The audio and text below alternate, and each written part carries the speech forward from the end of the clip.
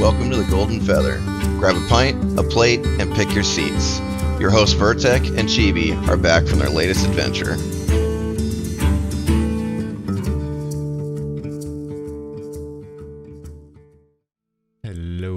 Hello everybody. Welcome back to another episode of the Golden Feather. Today is episode number 145, Griefophobic, because if you watch the live stream, well, there's a whole lot about griefing, wasn't there? And Muted.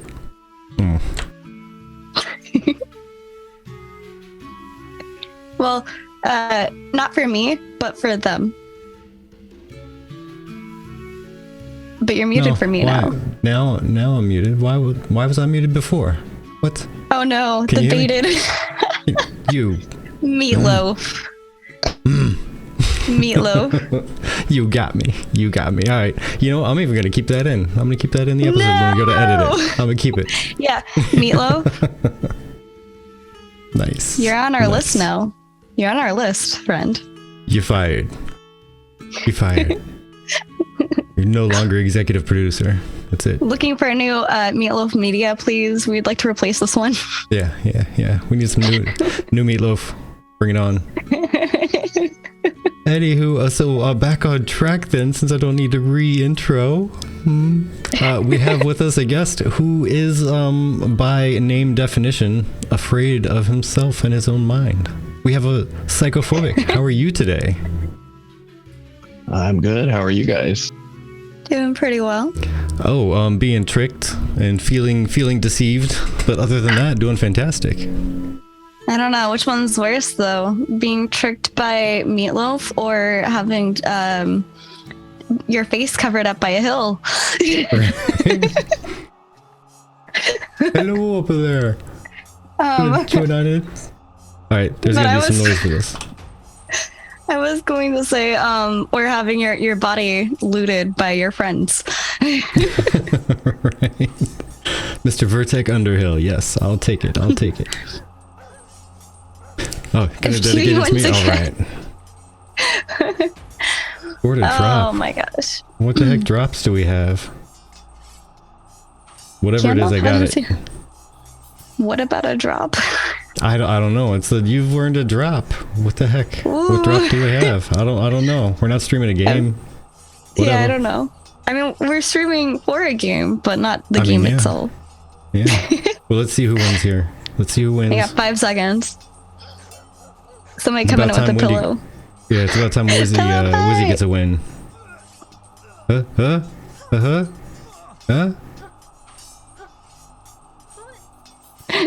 It's just slowly kicking people out. See, I can't win. It kicked me out already. Who's the winner? Oh, called man. it. Holy Meatloaf. mackerel. Dang, Meatloaf. Not only are you... Called it, you did. Not only are you trolling us, but you're taking us out, man. Who's fired today, awkward? Fired today. Oh, Lordy. All right. Anyway. So, as always, to this side, we have a gorgeous and talented Chibi. How are you? I'm doing well. I'm hanging out with the fiends today. Being fiendish? I'm being fiendish. But a little bit sick, so I apologize. I'll be muting myself or trying to drink as much water as I can. So forgive me. Yeah. He's not feeling so well, but that's okay. Every once in a while, you gotta have those days. Yeah. But I'm at least here this time. Yeah, I was just gonna say, but she's here, so yay. We can celebrate that. But so as our guest, I'm sure you are familiar since you've been in here a time or two. We put you in the spotlight. Could you tell some people about who you are, what you do, what brings you to the Ashes community? I'm stay-at-home dad. I ran into some health problems in my mid-20s, so I kind of had to change up the work life. But it's given me more time for my my hobbies now. So if my kids aren't needing me, then I'm gaming, or I'm trying to anyway. So, but but yeah, I've been playing MMOs ever since Ultima Online way back in late 90s, and I haven't been able to put them down ever since. So I'm excited for Ouch. I wish I was able to play Ultima Online, just to be a part of that, group of people that were like, yeah, I played some of these games. I didn't know what an MMO was until World of Warcraft. So by then they had a couple of other knockoffs. I played something called Fiesta Online, which was supposed to be like kid friendly, I think. But my grandmother didn't like me playing World of Warcraft because it was like blood and gore and and I'm like, you know what? I know it's fake. I don't believe I'm out there killing like actual people. I know this is a game. But she was very hyper religious, so of course there was that problem. So I snuck around playing Fiesta Online, which was like, yeah, this is totally a kid's game. Absolutely it is. Absolutely. It feels bad. But I like it. I don't know. I think MMOs can teach you a lot, teach you how to work with other people and, coordination and stuff like that, especially if you're in a good guild, which you happen to be the leader of said guild. People even put that on their resume. I mean, of course, it's great life skills. Mm-hmm. Mm-hmm. Like, yeah, I manage a lot of people that sometimes just want to argue for no reason.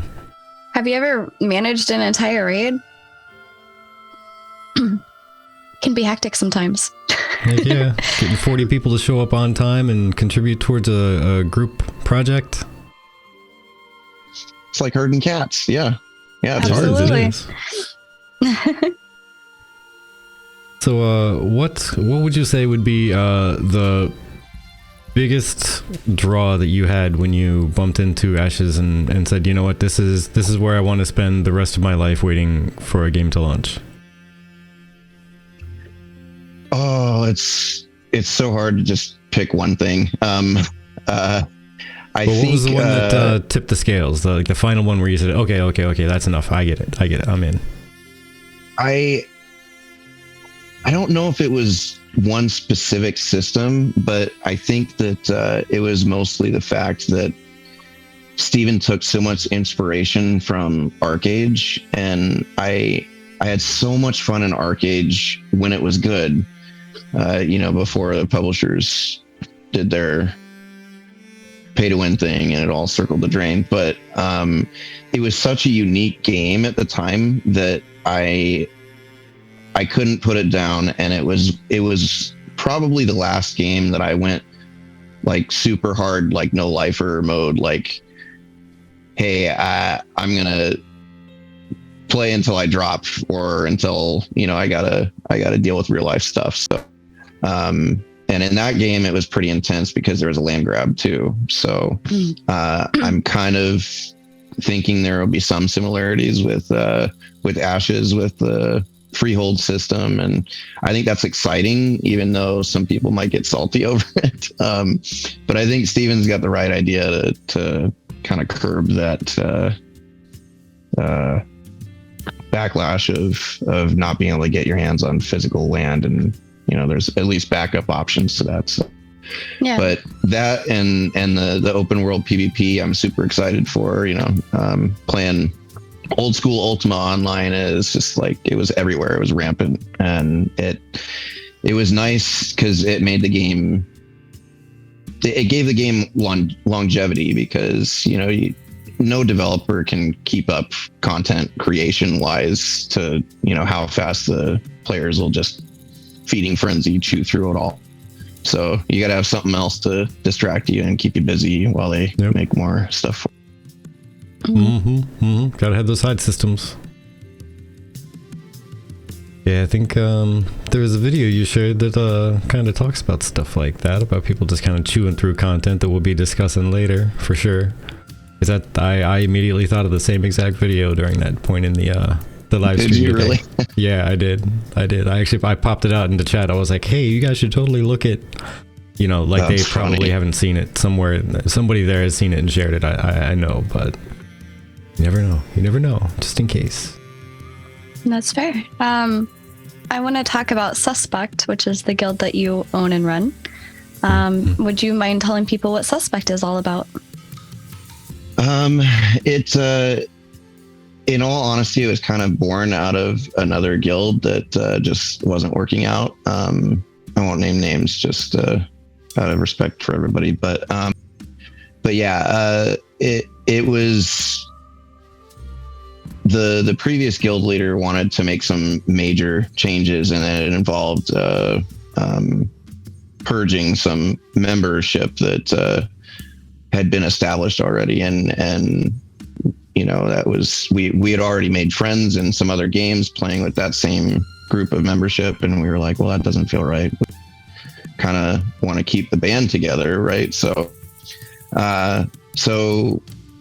when the direction of that guild changed, we wanted to keep all our friends together because we enjoy playing with each other. So we kind of just got together as a small group of friends, and everyone's discussing like, well, who's going to run this thing? Nobody wanted to. So I was kind of volunteered for that, I guess, which is Sounds fine with like me. D&D. Yeah, it's a lot of improv going on, but yeah, I've run guilds in the past. I've inherited them as well, and it's something that I have extensive experience with. But yeah, it's mostly just an effort to keep all the friends together and be open about making new friends and growing. But we're all excited for Ashes, and that's kind of what we rallied around. Nice. Despite playing other games. So All right. Yeah. All right. You know what? TLA Loken? Sorry, but I'm gonna pin yours for later. I think that's a good point, and I wanna have that for later. But that's really awesome. It's kind of nice because unfortunately, guilds do break apart over time. Even if you do your best to make sure that your guild doesn't do that. It feels somewhat inevitable depending, especially when there's like a core thing and then somebody wants to change it. I feel like it's very similar as to why people leave games when a developer chooses to change a core aspect of it that people were like not exactly happy about, or add a feature that they don't agree with. For example, with me and World of Warcraft with Activision and the kind of pay to win thing that's created. So it's kind of nice to know that there's a good group of you that were able to kind of stick together and, continue on with that initial goal, in mind, and to keep that alive, and instead of I don't know what the word is, breaking apart. I don't know. Disbanding. Thank you. My brain was trying to use two other words that weren't the word I was looking for.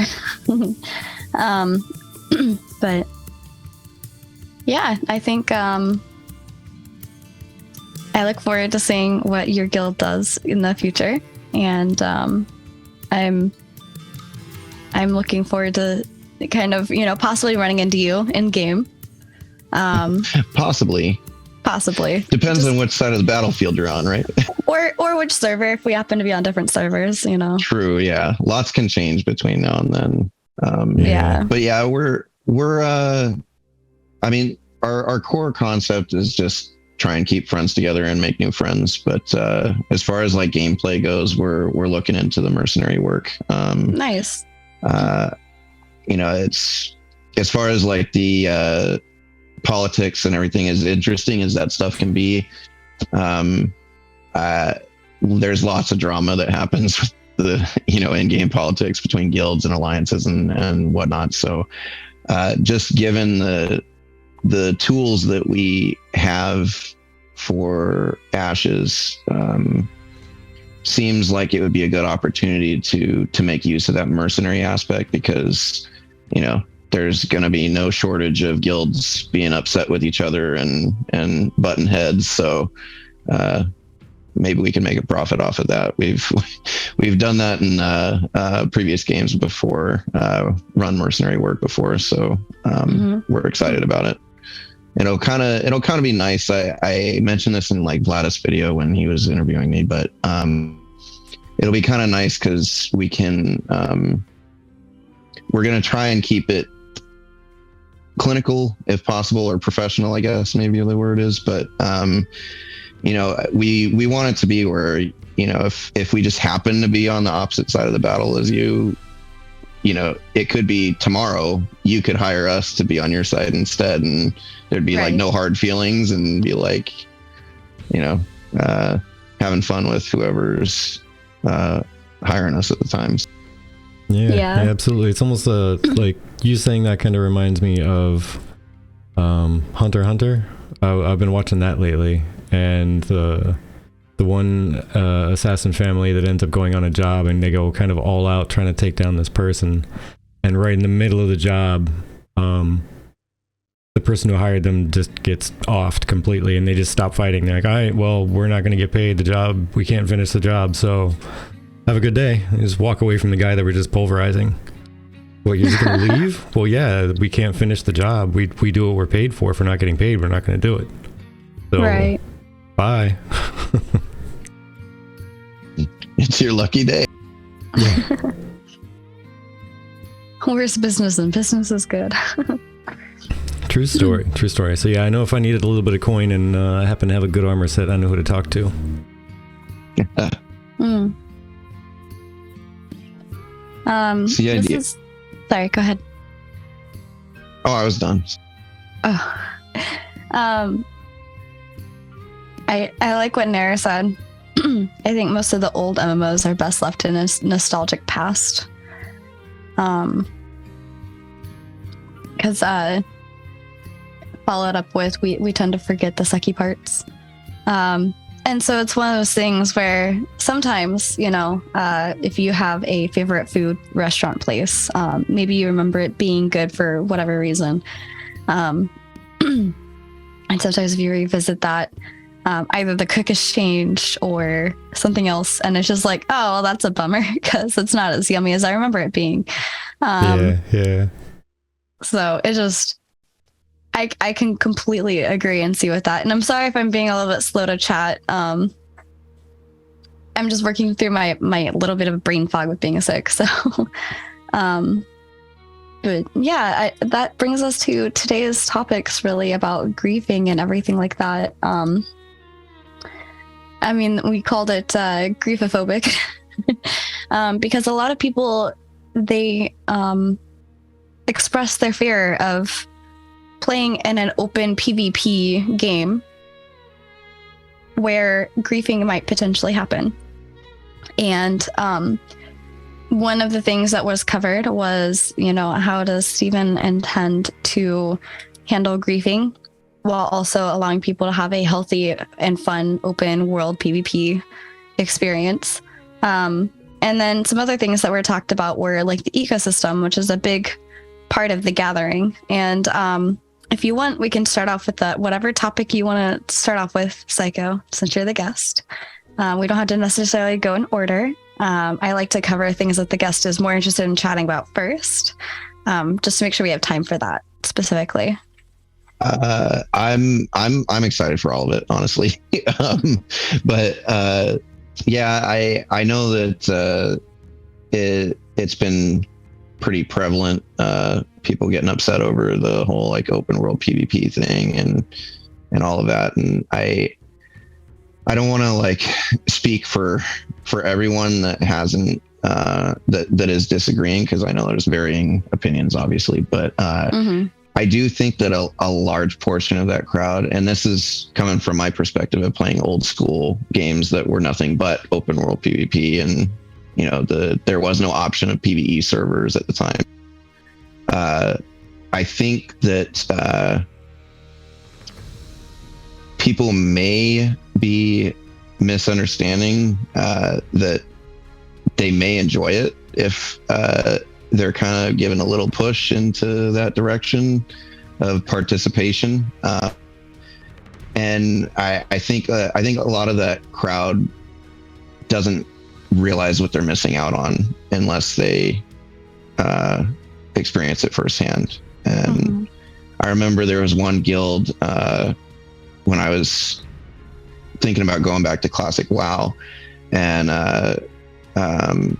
one of the younger kids was in voice chat with us, and they were talking about the discussion of like, oh, I don't like that we're going to be rolling on a PvP server. I'm like super dreading this. And, you know, I tried to reason with him and kind of try to figure out where his frame of mind was coming from. And I brought up a scenario of one of my experiences in a past game, an older game.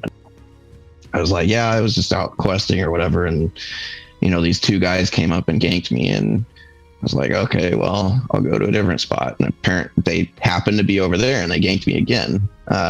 So I was like, okay, time to call my guild. Called my guild in. They showed up with, you know, a few of their guys, and, you know, we stomped them. And then next thing you know, guess what? They called some of their guild members in. And then before you knew it, we had this massive guild war on the server. And what could have been a really salty experience turned out to be one of the most memorable experiences in gaming. And it happened to be just because some two jerks were ganking me and while I was questing, and it turned out to be this huge server war. It was amazing. And it seemed to turn around his perspective on the possibility of like he had never thought of it that way. And I think just the current climate of video games in the industry right now kind of guards against the idea of something like that, because it might be inconvenient or something like that. But I think as long as the game has the tools available to, you know, make the best of that situation, it can be a really good experience. And Yeah, I agree. First off, Everett, thank you so very much. Thank you, Appreciate Everett. you. And also, is my mic sounding better? You let me know that mine sounded a little bit hot earlier, so hopefully it sounds a little bit better now. Oh no, remember to stay hydrated. I gotta whisper about it. You gotta hydrate. Okay, it's good. Okay, hydrate. Oh man, good idea. Thank you, Zepto. I'm glad you enjoyed the show. Thank you. I'm gonna grab a couple of these as I talk, just because some of them look interesting. And before I get into my topic, water only. Don't worry, it's water for me. Yeah, feel free to catch up on chat, but then I got some input on that as well. Okay, well, I'll just catch up on chat, let you do your input, and then I'll do mine. I was gonna do mine right after. Oh, okay. Ash's Nair says, yeah, Psycho, a lot of people who haven't tried open world PvP in a good sense, where things mattered and maps change, simply don't know and fear that. And the reason why I was going to do mine right after is because somebody said I shouldn't say fear, but dislike. But as somebody who has been ganked a lot, it gave me a fear of PvP because I experienced PvP in a negative manner. And that was the only way I've ever experienced it. It wasn't until recently that I experienced PvP with a guild. My dad wasn't very into PvP. He was more into PvE. So I always did raiding and stuff like that with him. But when you go to the Outlands in World of Warcraft, that's forced PvP, open flagging, etc. I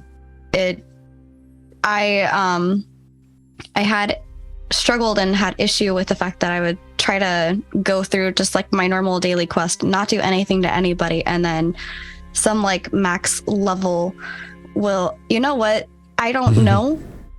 I'm not trusting you. Stop it. That was a good attempt, though. It was a good attempt. But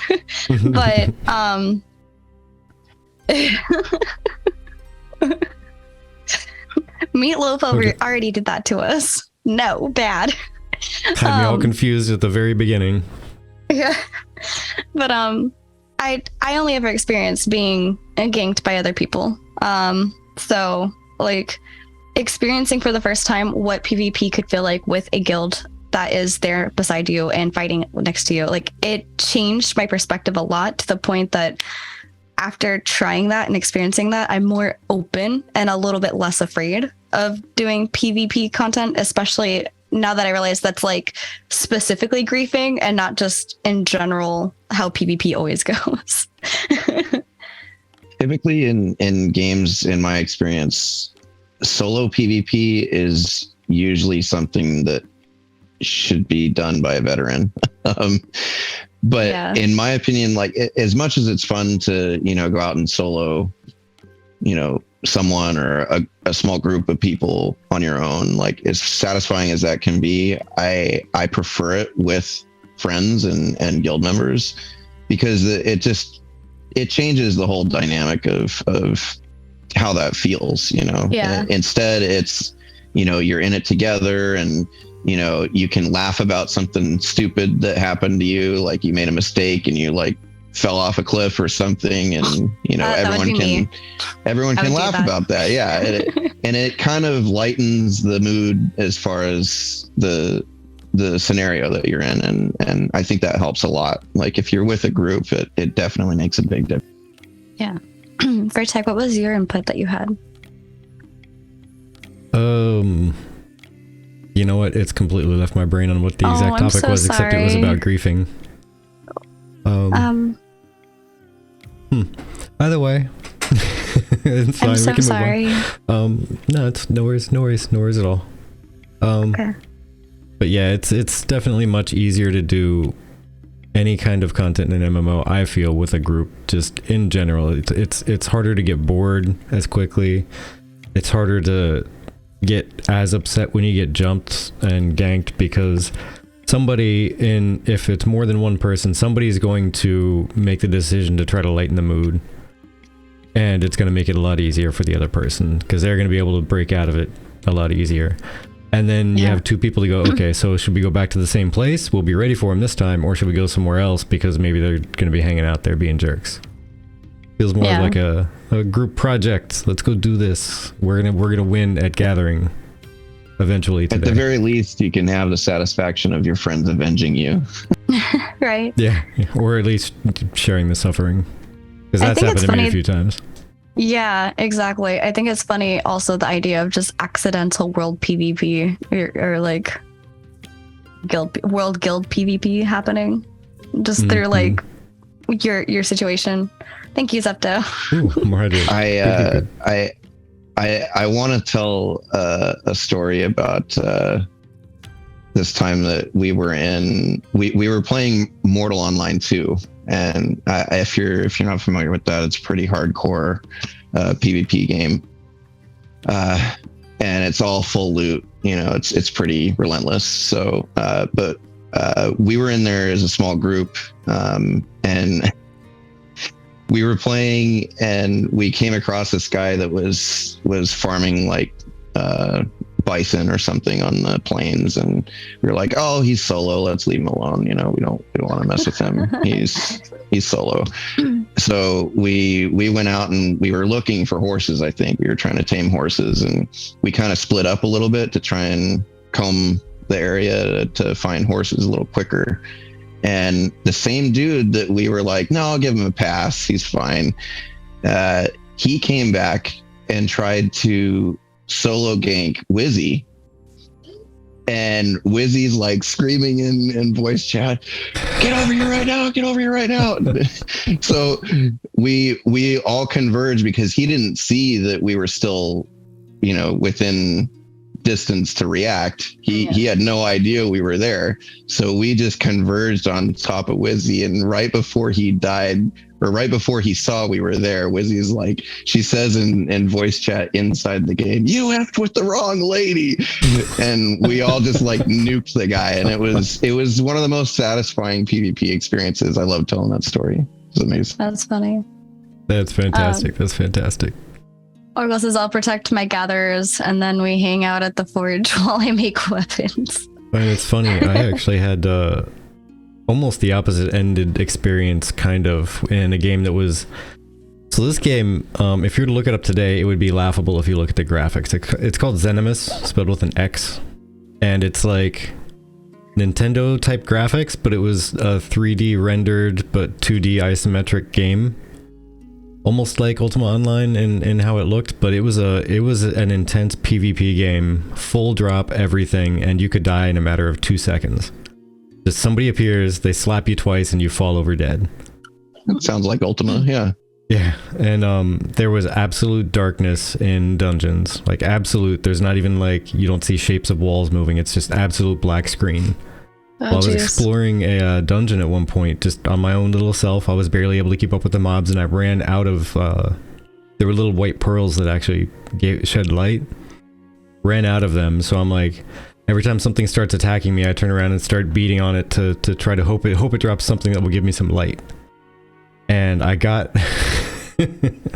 I killed something, and I picked up a little pearl, and I turned it on, and there, standing like 10 feet away from me, was one of the more notorious player killers on the entire game. His name was Pooper Scooper.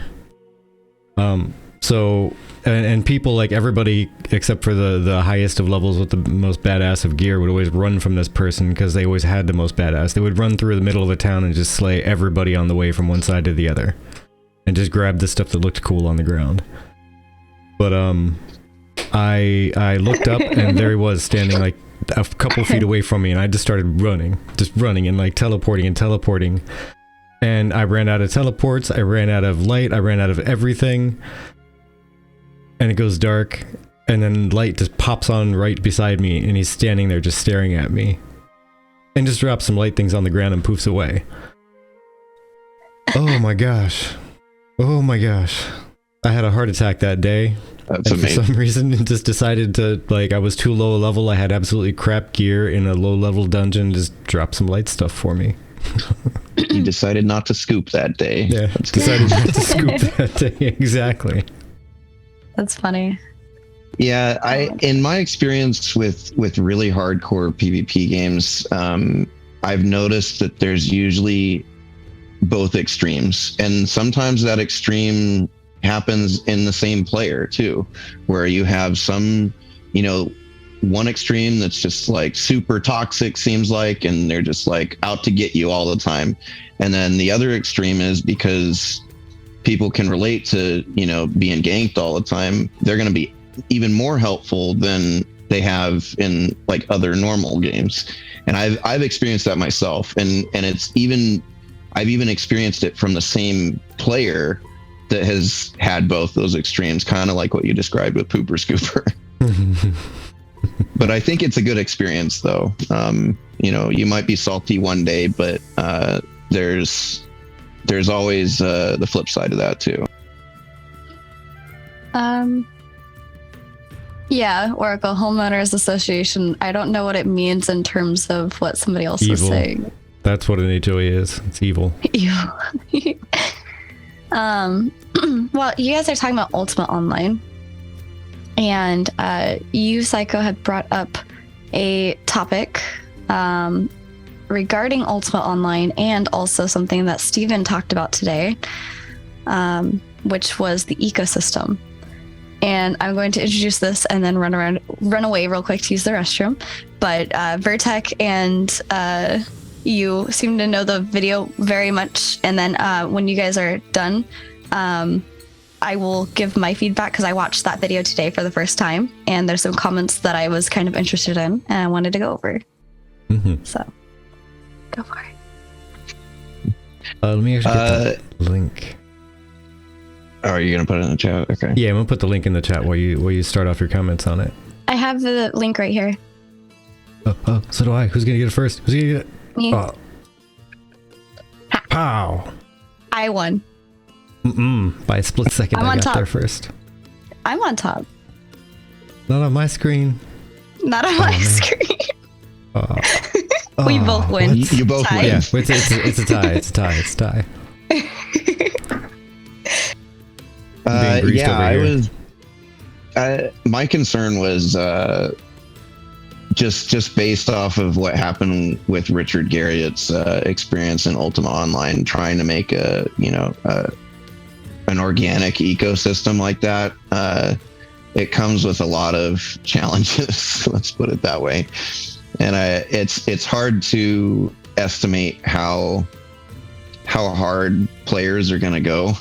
So when Steven mentioned the whole ecosystem related stuff, I was excited, but at the same time I kind of had concerns because I remember how bad that was in Ultima, that, you know, the players just like descended over the land and like locusts just wiped everything out, and there was nothing left to spawn because it was dependent on that ecosystem. So I'm sure Steven has you know, has thought about it methodically, and the team and him are gonna figure some kind of compromise to make it work. We'll see. Yeah, and you know, today and that video right there was a good example of one of those times where you know, when you say something and then you're like, why did I tell that person that? I'm sure they already know. But like, as soon as they started talking about that, I was like, oh my gosh, they need to, hey, you should check out the video. There's one about UO that tried that. And then after I typed it all out and sent it, I was like, you know, this is a room full of game developers, and they probably have at least 12 people that thought of that and shared it around to everybody already. So whatever, it's out there. Maybe they didn't know somehow. I don't know. Stranger things have happened. I'm sure right? I'm sure there's some people there that have played UO and experienced it firsthand. Yeah. Well, see, that's the fun thing is I played, but I didn't play from like day one of Ultima Online. I didn't start until Renaissance. That was it. Renaissance is when I came in. Oh, good old Renaissance. Yeah. So, and you came in like right when the Exodus was happening, because that was when they patched Tramnel, I think, or right before that or something. They had the alternate not alternate universe. What am I trying to say? It was basically their version of PvE server. Yeah. Tramel and something with an F. I forget. Felucia. Yeah. Yeah. Or Feluca, whatever. I don't know. However they were supposed to pronounce it. I remember they had the two, and I remember when I went to the PvP one, I would get demolished before I got 10 feet away from town. I tried like a handful of times. I could never leave town more than like 4 minutes before I'd get exterminated. And it was painful, and I went right back to the PvE place, and because that was my first like real, what I would consider real MMO, because there was Zenimus before that and some other little like BS whatever game that was technically a multiplayer online, but that was my first like serious, like people put money into this and time into this, and it was a really solidly built game. And I got scared of PvP in that game. I tell you what, I worked with a guy at Hot Topic, and he was saying him and his guildmates, they would do crazy stuff. Like they would go through and like poke people that would come out of town and look dangerous. And then they would go to run away, and they would cast a gate, like a teleport gate. They would step into it and start running. And on the other end would be 3 or 4 of their guildmates who would drop little spinning blades right around the teleport, so that the person would land and then just get demolished. They would stand there in the middle and just get erased. Epic bait. Yeah. Mm-hmm. Yeah, that happened a lot. You never jump through a moon gate that you're not familiar with. You learn that real quick. Sorry. But yeah, I had lots of fun in Ultima, and I learned quite a bit about PvP and the do's and don'ts, and you know, when you should just let it roll off your back.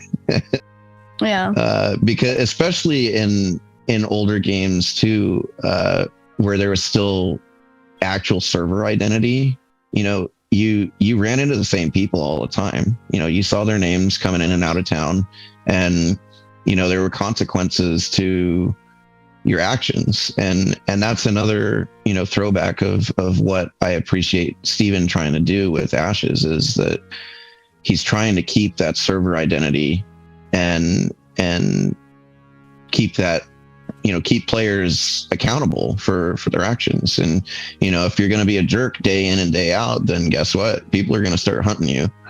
So I appreciate what he's trying to do, and I hope that it works out. So far, it seems like they're doing a good job designing the systems for it. So I'm hoping it works. The other thing to consider is also a lot of the points that people made within that comments of the video, which this video was made 4 years ago. Aside from like the jokes about the B-roll footage and stuff like that, there are people talking about how for a lot of the wildlife, you didn't really have anything to interact with them except for to kill them. And somebody even compared this to Breath of the Wild, where some rocks were actually more important than a random animal because the rock actually had a function outside of just breaking it to break it, because some of them would give you like hints for puzzles and stuff. But you're muted, I'm sorry. There we go. Sorry, I was using the wrong push to talk. Oh, good. I said you never know when that rock might actually be alive. Right, there's that too. But I think having one more of a reason to interact with animals than just killing them is a way to solve that problem. I don't know if it's the way to solve the problem, but is a way to solve the problem. Well, we'll sort of get that with animal husbandry, right? So right. And Exactly. I have a feeling that's going to be extremely popular. So yeah, so I think the cool thing is that Steven has more planned, and we're not really going to know how this works, and it's hard to down something if you haven't even tested it yourself yet. And the reality though is we have X amount of people that are able to test it in-house, right? And he even talks about this in the video. In-house testing is different than players playing with it, because you have a different mindset about it.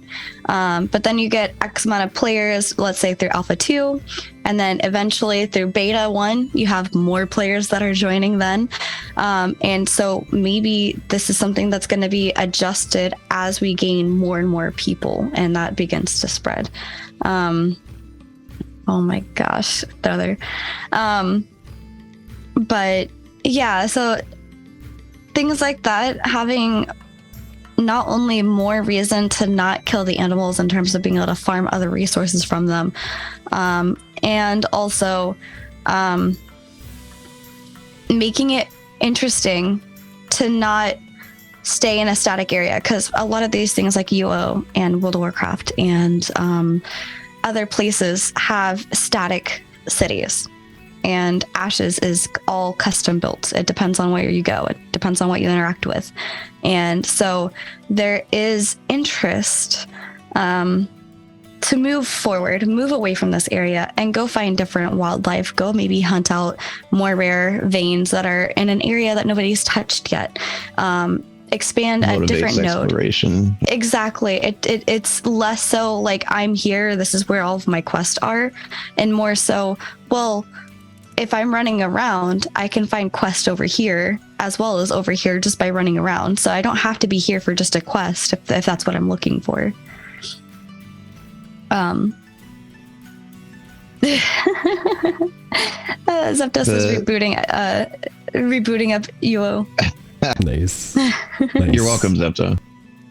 But it's an interesting dilemma that he brings up. Yeah, I do think that people will catch on to that eventually. But one thing in that video Richard Garriott mentioned was that when they ultimately removed the system from the game because it just wasn't working, he mentioned that the players didn't even notice that it existed in the first place. So, and that was so sad. That was super sad. I didn't even hear about anything like that until I saw that video like 4 years ago. Yeah. Yeah, it's sad because they went through so much work to build something special for the players, but that's kind of just player nature, is to just go into the meat grinder and get it done. Yeah. Sir Richard, to you, sir. Oh my. But hey, lessons learned, right? And especially when they put the info up on YouTube, then other developers can learn from it too.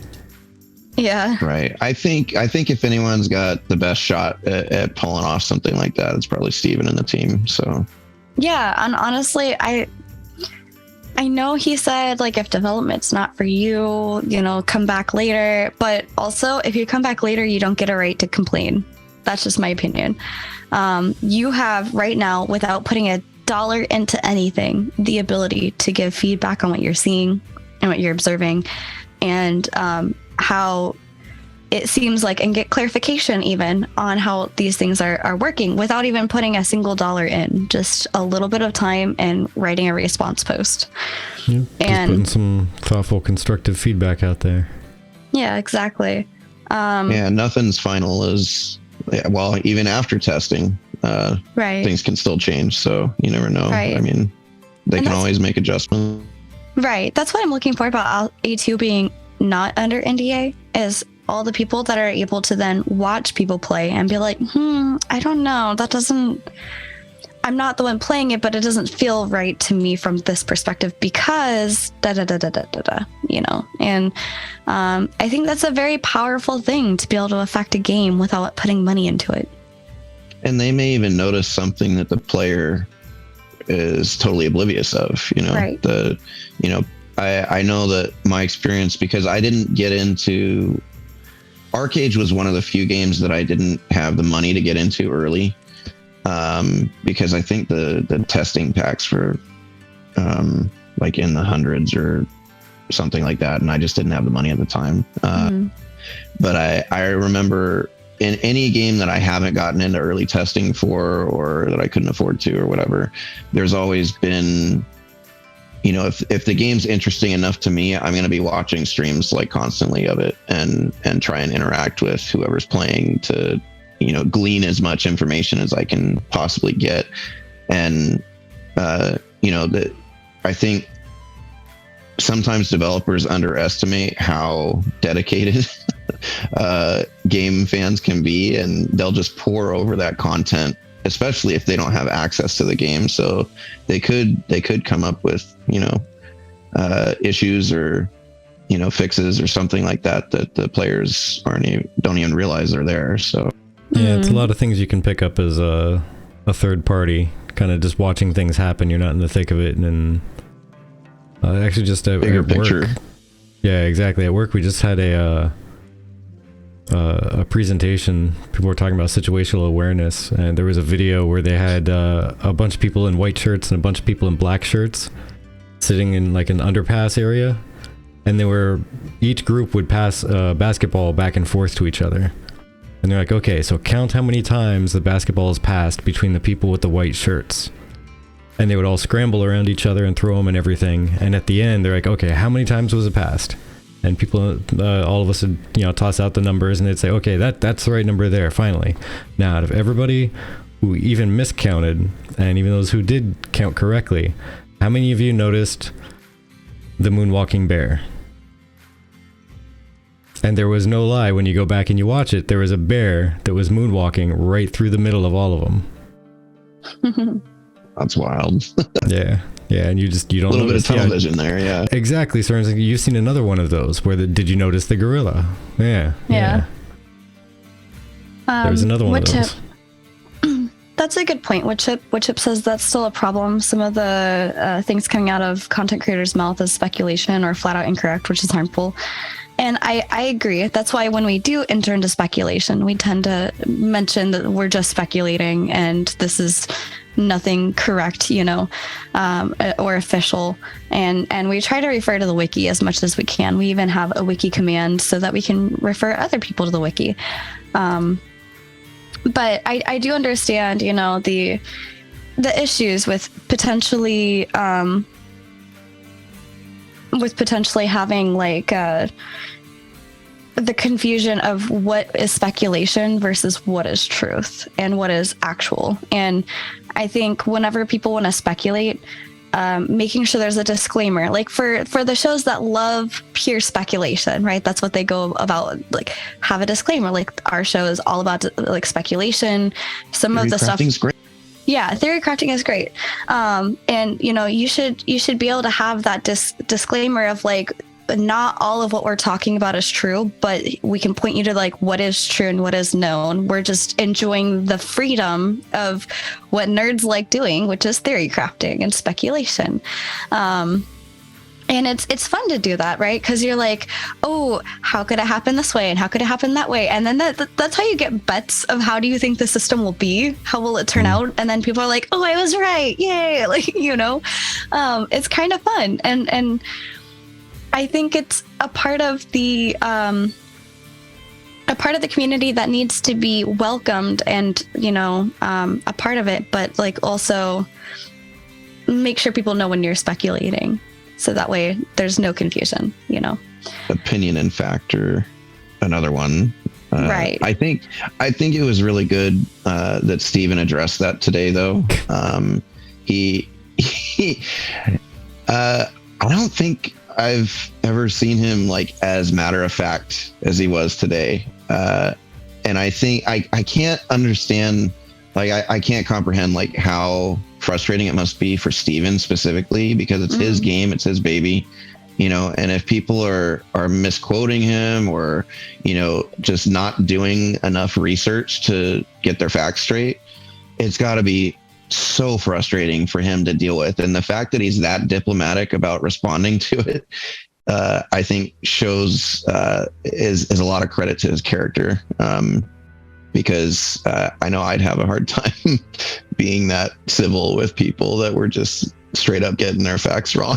So. Yeah, because it's totally different when someone says, I might be wrong, but, or hey, just throwing this out there, this is like a total theory craft or whatever, but don't quote me on this, but I think it by that.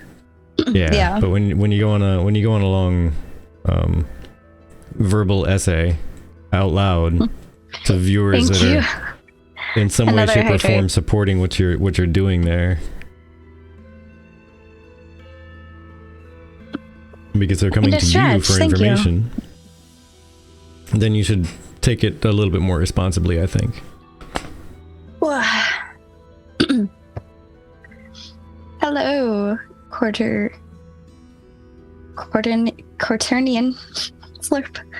I think, Woodchip, I think this is a PVX game that has requirement for PvP to exist in order to push it forward.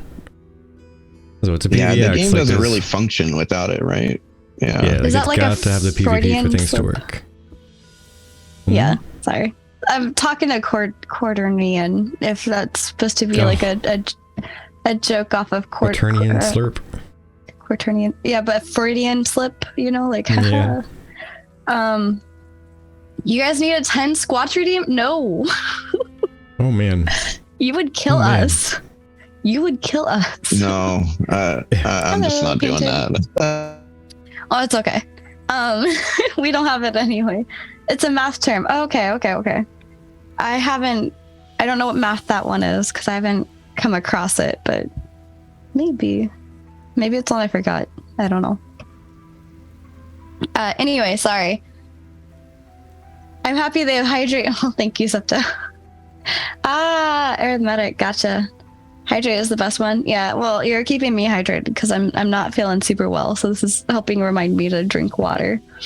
She can be bad at that when she's not feeling well. Yeah. He just gives me the bad about not hydrating. It's worse when I'm sick. Yeah. Vertec will bring me a bottle of water, and then he'll just if I didn't drink enough, I'm like, okay. Here's your water. Got you. You left this behind. Why is this not empty yet? But yeah, I think there's so many systems that would fall apart and be absolutely meaningless, and they would just waterfall into everything else if PvP just did not exist. And honestly, just the main one, the main thing, nodes, just in general, nodes. It's so fundamental to the game. Yeah, it doesn't really work without PvP. And one of the things that got brought up today, even though he addressed the whole PvP thing, I can already see it. That now with the gathering update, people are gonna be calling out like gathering griefing and stuff like that, of like, oh, you wiped out my area of resources, you're griefing me now. So there's probably going to be all kinds of complaints about that now instead. I was going to say, I have 2 comments on that. For one, during the live stream, it actually popped into my brain. What if there was a group, okay? Like a Greenpeace-like group that just decided to rove around the entire map, doing nothing but annihilating people who are gathering because they're destroying the planet. We just returned back here, and here you are chopping down all the trees, and they just run up, and they just announce when they're coming into an area, like, you gatherers, we're coming for you, taking down the trees. And then just going through and mowing down everybody who's gathering. Like, would you consider that? The tree huggers in force. Yeah. Would you consider that, like, after today's discussion on griefing everything, an entertaining and a healthy roleplay group, or griefing of gatherers because they're intentionally wiping out anybody who's gathering? Well, I find it funny that there was like such an uproar over the open world PvP, and that, oh, it's just going to encourage griefing and all that stuff. Well, guess what? You can grief on PvE servers, and today's stream proved the point of, like, if they do end up complaining about that, then you just prove the point that even if the PvP didn't exist, there is still going to be some form of griefing. Players are going to find some way to grief, no matter what the rules are. It's just a matter of trying to mitigate. Yeah, sorry. Griefing of gatherers, is that like a murder of crows? That was clever. All right, I like it.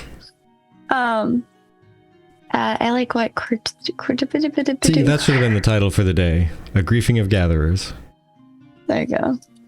It's okay. Next time. It says, one thing to note is that having things happen that create negative ecosystem health events isn't necessarily objectively bad. It could be bad for some things, but great for others. And I think it's a good opinion and a good point, because maybe in order to make things flourish in another area, you have to have things. You can't have everything be constantly perfect, right? There has to be room for growth somewhere. Keeping all of the numbers up perfectly is just, I don't think that's a achievable ideal. There's balance to everything. Yeah, exactly. And maybe, you know what, that might justify both sides of that too, is that, if someone's over farming in your area and you're getting fed up with it, then maybe it's time to go PvP, and vice versa. If people are just PvPing so hard, then maybe you got to cut out their resources. Yeah. Yeah, and like Quaternian here said, for instance, players that cut down too many trees could piss off a tree spirit, which opens up a new dungeon or starts a story arc to replenish the forest. I think, honestly, with the node system and the monster events and all that, that could be a way to balance everything. When it gets to a dangerously low quantity of something, then something happens that kind of forces players to address it as an issue, or let the node get trampled down by whatever's coming out and angry about the situation. One or the other. I think they gotta make a choice. One thing that somebody had said about UO is that UO kind of had a small world compared to the player base. So it was easier for the player base to constantly wipe out everything, because you had thousands of players against like probably a fraction of that of like wolves, and then maybe a fraction of that bunnies, so like it just, when there's too many people and it's easy just to wipe it out, and just there's no repercussion for doing so. That may have been some of the motivation for them to increase the size of the map too. Because there's already going to be a ton of people on the server. Right. If they do reach their goals of like 15,000 concurrent or whatever it is, that's a lot of people. You got to have enough space for that. Right. But maybe the ecosystem was part of that motivation for them to increase the size of the map. That makes sense. Yeah. And I like what AJ said, where AJ said that part of it'd be kind of cool is like take out all the trees. Maybe a bandit clan moves into the empty area, kill all the bandits, more wildlife and trees spawn, etc. The idea that the bandits are the cause of some of the negative impacts or the poachers, you know, and so taking them out would help with things. It's interesting. Overthrow says the wolf bunny thing was interesting because there will be a bunch of fantasy monsters and you have to figure out which one is the bunny in the ecosystem. Which, yeah. I actually like this one as well. Overthrow says, I think an ecosystem makes perfect sense for this game design, encouraging players to move around the map. I really don't think it will be manageable per se, though. How could you control what your citizens and nearby citizens gather? And this loops right back to the HOA thing. You got your neighbors telling you what you can do with your property. But yeah, people are going to be unpredictable. I mean, that's the only thing you can predict about people, is that everything outside of that one fact is unpredictable. You never really know what they're going to do. Yep. I'm also interested in seeing how the policies intermix. Oh, the land policies. Yeah. Yeah, that'll probably have a big effect on the ecosystem too. I didn't think of that. And how quickly they change too, I'm curious. Because you know there's going to be some mayors that go, hey, I wonder what this will probably sound like a good idea, and within the week people are going to be complaining and yelling and being like, all right, we're getting you out of there. All right, let me change that. Okay, tomorrow. Oh wait, I have to wait till the end of the month during voting time. You're locked in for a month. Man. You better think real hard. Decision's going to get you booted. But yeah, I think it's going to be interesting to play around with. And it looks like Sheeta kind of agrees in terms of it'll be cool that you can hunt rabbits to increase small plant growth rate, and then the wolves move over to an area to lower a deer population in another area that also helps with smaller plants. Sounds exciting. And I agree, there's so much potential with this, and I think maybe where UO failed, perhaps Steven will be able to succeed in learning from the systems, a lot like he was talking about with the corruption system, learning from other previous systems and seeing where the holes were and figuring out how to solve that problem. And I mean, it would be really, really cool to see them pull this off if they can. I don't know if they can or not. I'm not gonna say they probably can't. I don't have enough knowledge in that department, but I'm just gonna be, Switzerland and it'd be cool to see the end. I think realistically what we might end up seeing is I think it's going to be a variation between all the nodes. I think some nodes are just going to be killing themselves over harvesting and not realizing that they're hurting themselves. And then other nodes are probably going to be very community oriented and being like, hey, this is what's happening. Let's make an effort to do this to counter it so that we don't shoot ourselves in the foot. Right. So I think there's probably going to be a wide variation of the extremity of that going on between each node. Yeah, I agree. Either way, so many things touch on so many things. It's going to be such a complex system. I mean, by a system, I just mean the game itself, which is full of individual systems. But the whole entire thing is going to be so complex. Talking about another complex system, what about the gathering itself? We saw lots of changes with that.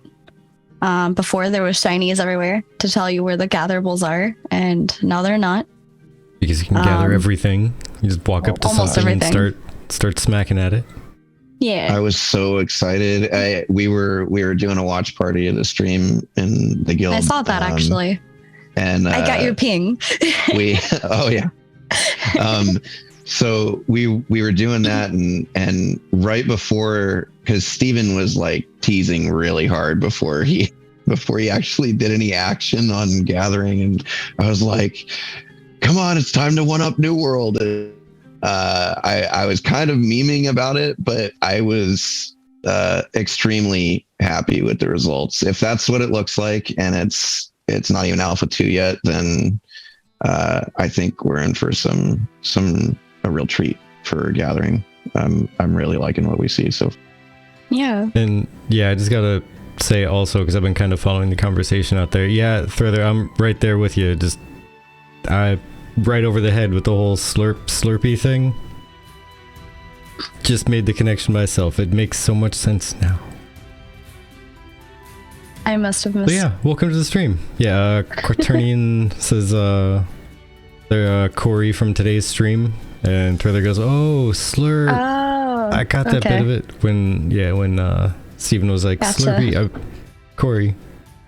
Yeah, sorry. I miss things in chat sometimes because I'm like jumping back and forth on tabs trying to grab people's topics that they're talking about. Oh, thank you. I'm gonna grab that too. And like the thing that you and I noticed was like, yes, exactly what Sir Unsington said. I'm gonna put this up there real quick. That the tree cutting was clean, the audio was nice, the thud was satisfactory in terms of like what you would expect for the axe hitting the tree or the mining pick hitting the tree. I loved the bushel of apples. I mean, the bushes of apples. And the fact that Steven said that it's not done yet, that it still needs work, so it's going to get even more polish, which is nice, because it already looked great and sounded great. Yeah. I think that was one of the things, like one of the few charming parts of New World was the gathering and harvesting and stuff like that. It was so satisfying. It was just it kind of felt meaningless after a certain. So it'll be nice with Ashes that, you know, it'll have greater meaning, but it'll actually feel good while we're doing that. Yeah, I agree. And I would have to say that it did throw me off a little bit with the tree falling. The thump noise that it had, like just a slight thump, and as it just shakes everywhere. Yeah, it's kind of fun. Yeah, I like the way they went with that, because usually it feels kind of unsatisfying in most games where you do the thing for gathering and just something falls over and disappears into the ground or whatever, and it's just okay, I did a thing, next. But it happens in every game that after a while you just kind of become desensitized to the fact that it's just whatever. That when that fell down and you see the tree bouncing off the ground, it was all right, so that actually feels satisfying. You hear that loud whomp and the tree branches just Yeah. What are your thoughts of with that lasting a little while after you cut down the tree initially, and the base of the tree is just laying there for a moment, that you can go in with a friend and you have to do, I imagine this will be like done in voice call, because you have to synchronously hit buttons with each other, right? So it's a 2-man job and you both get gatherables out of it. What are your thoughts? I think that's a great idea. The only other game that I've experienced even attempt something like that was Crowfall, which isn't saying a whole lot, because Crowfall didn't amount to much, unfortunately.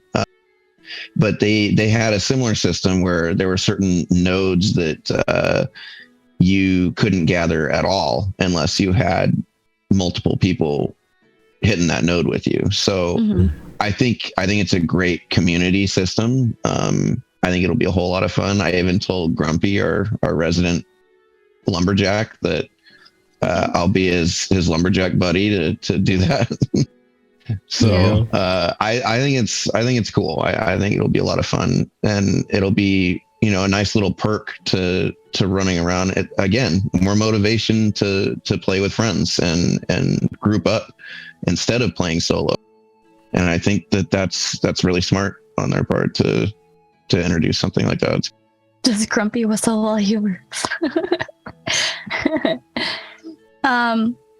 This kind of takes us into another topic of maybe they can have a large influence on the type of guilds that reside within an economic node.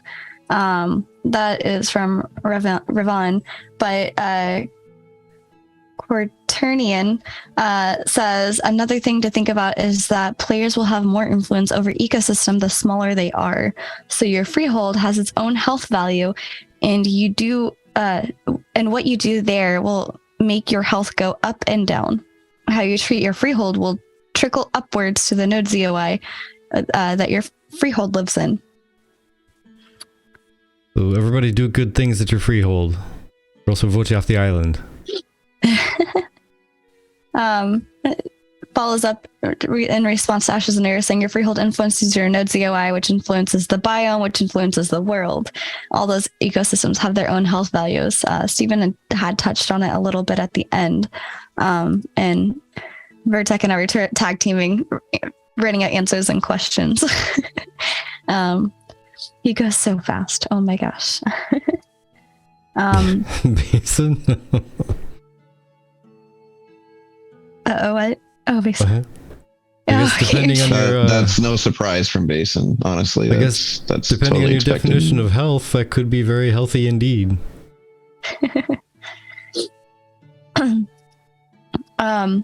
Sheeta says Lost Ark. This is another game, right? That we can get information from. I've never played a lot of these. I'm so sorry. But Lost Ark at that with trees, it sped up the gathering time, and all players got the same number of resources. I think this is in regards to people gathering resources together. I think that is Ashes. That if Ashes does the same, they would have to split the resources between players.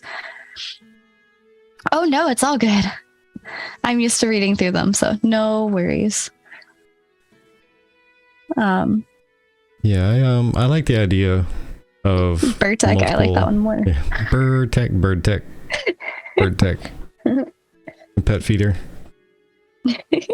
But yeah, I like the idea of having multiple people being able to work on stuff, get through it quicker, potentially do it better, more efficiently, get more stuff.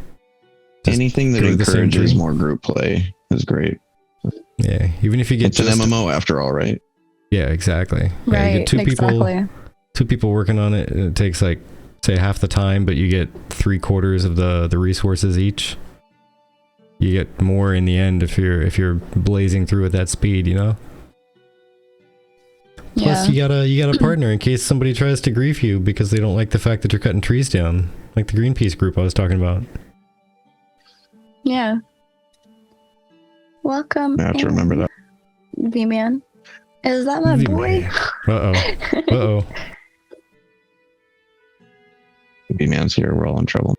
The duo gathering, I hope they expand to non-tree type stuff. Yeah, I think they will. I think that was just one example because they were talking about gathering together.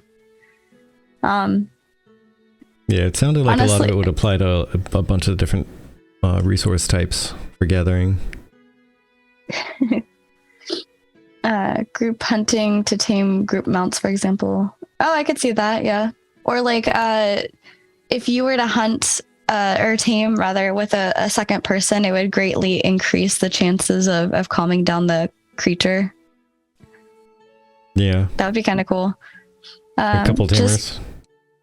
V-Man wants to know how phobic is Psycho. Is his Psycho? Oh, he knows the answer to that already. That sounds like how much wood could a woodchuck chuck type line. Lots. What tip? Thank you. Oh my gosh. Oh my gosh. I don't even know how many that was. That was just 10. Holy cow, thank you so much. Wood chip. Thank you. We appreciate you. It's already almost 8:30 by the way. Ooh, time flies when we're having fun. Time does fly. What time are you looking to close out today?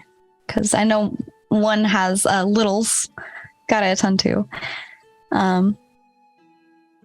I think it's probably looking even at? more dependent on how you're feeling, 'cause I know your throat was not feeling the best earlier, so it's probably grinding down to a I want to rest period here shortly, I'm sure. Yeah, possibly.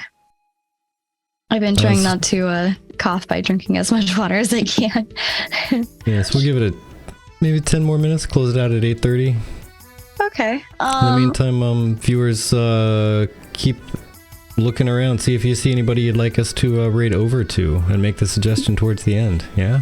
Yeah, because we would like to stay and do our post-podcast talk, but with my throat not feeling amazing with being sick, I don't know if I could last much longer than this. You don't I'm want to see sorry. me hanging out for hours without the cute one on too, so, yeah. we know you're here Don't for sell her. yourself short for a sec. Come on. Oracle says, should certain professions be tied to certain node types, or all of them connected to economic nodes? Like, as in get more advanced training or more advanced benefits out of certain node types? I mean, Good question. Yield I or could see- speed, maybe? I could see lumberjacking being tied to a militant node a lot more, because you got the big buff people out there chopping wood all day. Probably be ready to go out and kick someone in the head, I'm sure. Wouldn't it be funny if, like Sims, if you're like out chopping wood enough, you just like get more buff over time? I mean, whoever made their character look the way that they want their character to look would probably be a little bit sad, but just reality is, if you're swinging a hatchet at a tree a lot, you're eventually gonna build up some arm muscles. And then you got to start replacing your armor more often, because the seams are breaking out around the arms. It's just a hassle. But I could see that, like scientific node maybe having more herbalist bonuses, because doing like alchemy and stuff. Oh yeah, that's what I was trying to highlight. Oh,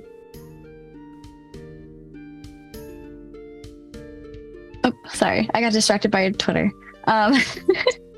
I'll bring that up in a second. But it was looking for their name in the chat. I'm so sorry. Sheeta, who had talked about To hydrate. Huh? Oh, hydrate, thank you. Don't worry, all of this is water, so but Sheeta had said something about the plant life during different seasons and such being an interesting change on alchemy and cooking as well. So you know what? I'm sick. This is just water. Sometimes in the post-podcast tavern talk, it's not water, but during the podcast it is. But that's another thing too, that having seasonal resources, that people that are wanting to play the market, they're going to be stockpiling whatever they can and selling it in the off season. Yeah. And I'm interested in seeing what that is like, Hello, Crystal Gaming. Thank you. Crucible. I appreciate Welcome. that. I'm trying to keep the sniffles down to a minimum. Don't die. Before we get into, well, I guess maybe to close out the topic, maybe we can pick like our favorite thing, like a sentence or two about our favorite thing, and then I can talk about the thing that has been popping up in chat tonight that we just signed up for today with Ashes. Okay. Yeah.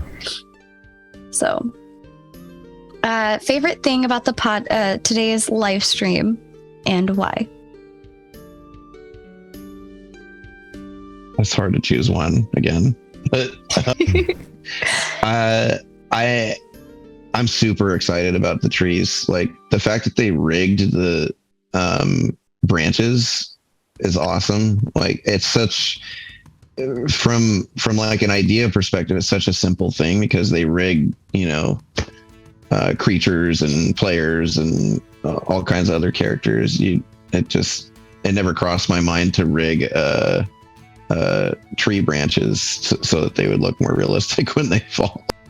But it's great. The aesthetic is pretty spot on. I think it needs some polish. I think it needs some polish, but alpha. I think they're on for exactly. I think they're on a great direction for that. It's really satisfying. I was shocked that they could get to on par to what New World was doing with their gathering. So I'm excited. Yeah. No, Gruntag, thank you so Magisto, much. go away. Much appreciated, Gruntag. We didn't talk about it, but my favorite part was seeing the new UI with the gatherable. In fact, I actually had to rewatch it. I didn't even notice all the way in the bottom right corner, the little whatever you gathered was popping up. I didn't even notice that. But I loved the new UI, and every time it hit the tree, you saw like a little bit of the circle increasing, and it like had like a slight like expand Explosion moment of bark. Well, there's that too, but I was meaning the UI, the little circle, it expanded slightly and then went back down. And I really liked it. It was very clean. It was very informative. If you don't have your sound on, it shows like that's when it's counting. Very minimalist. It's very minimalist, and I really enjoyed it. And honestly, I almost didn't even realize the map was there in the corner without looking for it with the live stream that they have up there now. So yeah, I haven't watched the video yet. How they worked on the audio, yes, it sounds really good to us. And if I was listening to it on speakers, if I was listening it to on my headphones, I'm sure I would have enjoyed it much more. But listening to it on speakers, it still sounded great.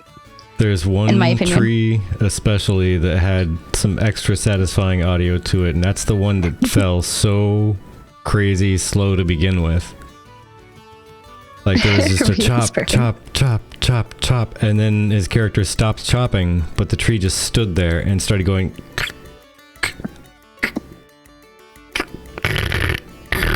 Boom. It started so slowly, but you could hear each individual crack so slow. It was great. Vertek, what was your favorite part? You know, honestly, I think I'm going to agree to a point and steal Phobic's answer, but in a broader sense. I'm just glad that they're paying so much attention to the details on so many things. And just the fact that today's presentation was about the sound and appearance of gathering, which so many people put on a way back burner and don't even care about at all. That I think that's amazing that the team is looking into things that deeply and actually doing that good a job with it too. Like, yeah, I'm impressed, and I think it's important too, because how much of your time is spent doing that? It's got to be good, right? Yeah. Yes, I also think Maggie's Snor's costume was frightening. It was frightening. I tried to say awesome. That's an understatement. Error. I tried. Oh my gosh. Snorses are so weird. Yeah. I did appreciate your point on the UI though. It's so unobtrusive that you almost don't notice it's there, but it has the information that you need. And I just I appreciate that Steven and the team is being respectful about just not throwing stuff in your face. Like, he's giving us the respect of being gamers and understanding that we don't need to be told every single thing, and it doesn't have to be straight in our face.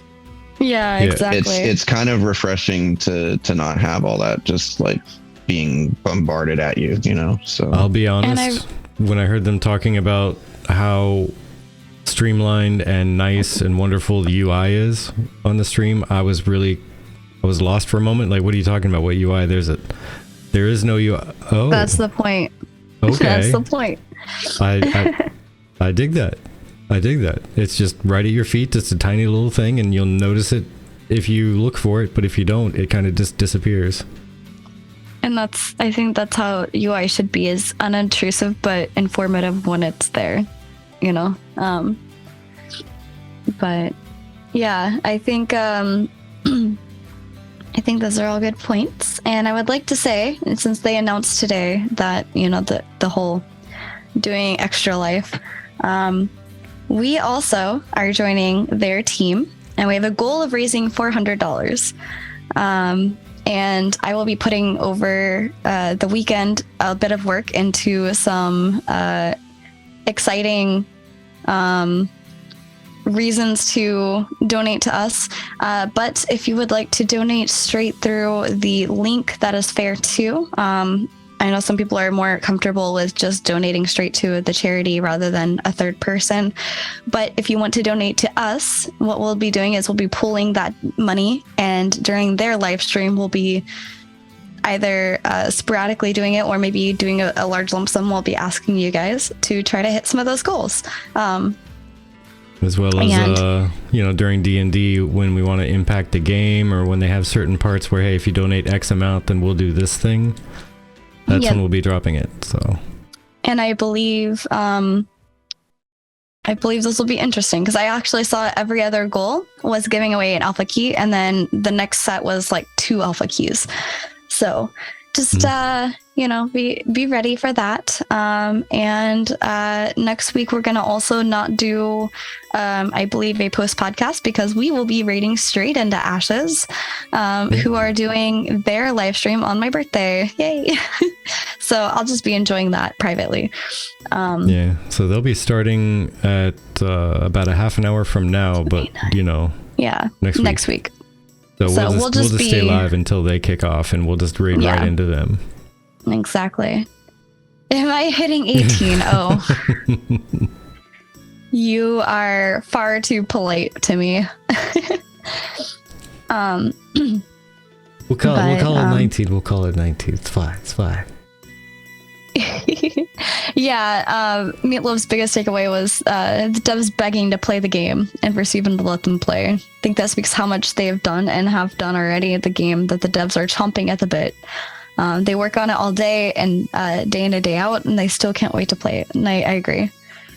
Is this Psycho's face? Maybe. I don't know. For today. You never know what face I'll be wearing tomorrow. I'm wearing a mask. So. Yeah, it would be a little bit weird there and there. Oh yeah, no, I agree. But still, people think I'm young all the time, so. Yeah, people get both of our ages wrong quite often. It's fun. Kind of funny. I find it amusing. Just go with it. Whatever. Yeah. But yeah, birthday stream next week. Woot, woot. And as a reminder, we'll be disappearing for like the next 2 weeks after that. Yeah. We'll be going on first vacation, like proper vacation, and like. Thank you, Emerson. I don't think I've taken like a proper vacation in like. Oh geez, I cannot remember the last time. I don't know. Yeah, but Monday we're doing our live stream, so be prepared for that. We're still nailing down times, but we're thinking close to like 11 a.m. Eastern time. And we'll have a pamphlet with like what's scheduled and everything I'll be putting out, and tagging people on our socials. But most importantly, Psycho, do you have any last words? Not really. No. I'm just happy to be here.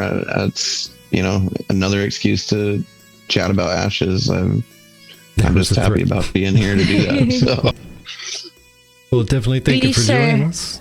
Yes, and be sure to check out Psycho. Thanks for having me. There's Psycho's socials.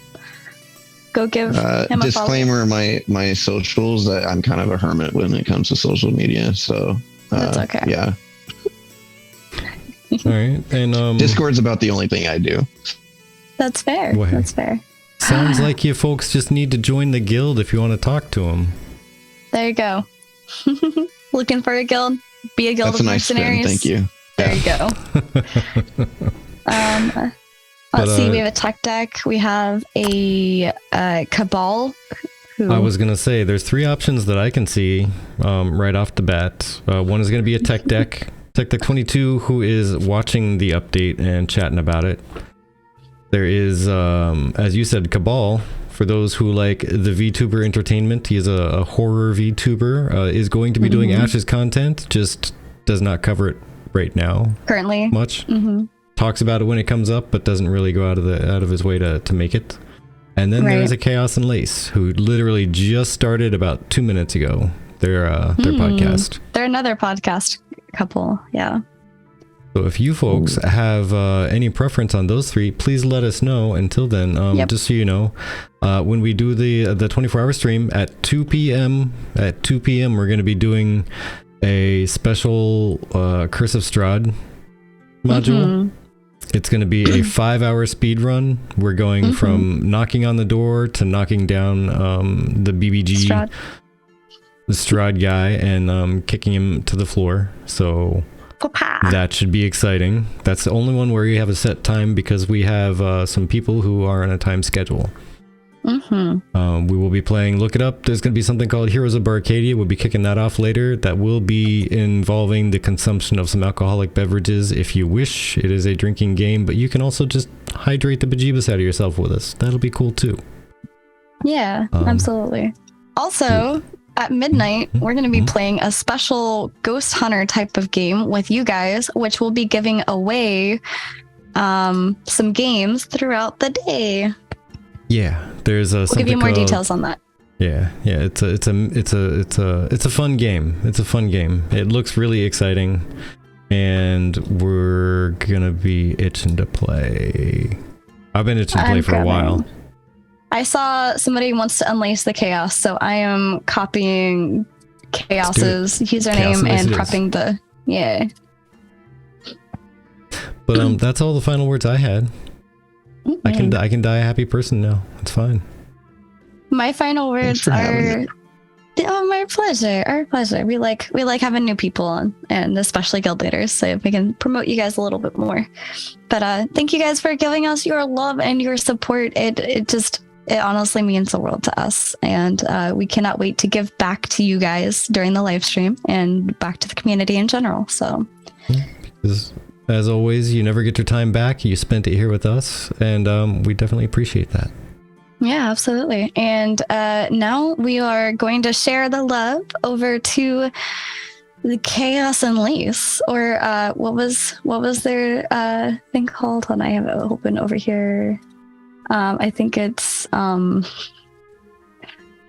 no, I forgot. They changed their name recently for their podcast. Oh, did they?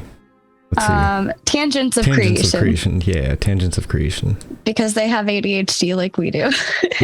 Bounce all over the place. Yeah. Alrighty. Thank you guys so much.